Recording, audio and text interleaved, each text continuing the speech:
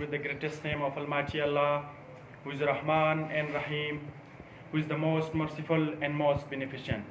What He sees cannot be seen. What He creates cannot be created.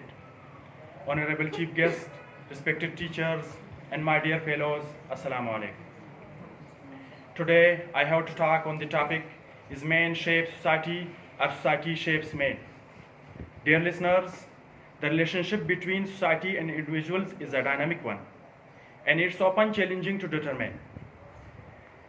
The debate surrounding whether society shapes man or man shapes society has a significant implication for our understanding and of personal responsibility and social change. But in my opinion, man shapes society, because the existence of society is the reason of human evolution. So man can change, shape and mold a society. As Allama Iqbal said, अफराद के हाथों में है अक़वाम की तकदीर, अफराद के हाथों में है अक़वाम की तकदीर, हर फर्द है मिल्लत के मुक़द्दर का सितारा. Dear audience, in fact the action, activities and fields of a man decide that how a society should be.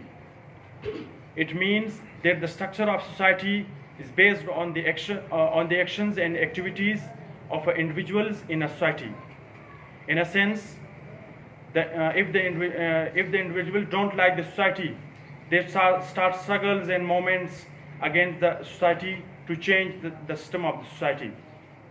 As Nelson Mandela started struggles against the discriminatory society and finally molded into a new shape. To conclude my speech, I want to say that man is the power who puts the foundation of tradition, culture and civilization and even the society. Thanks for listening.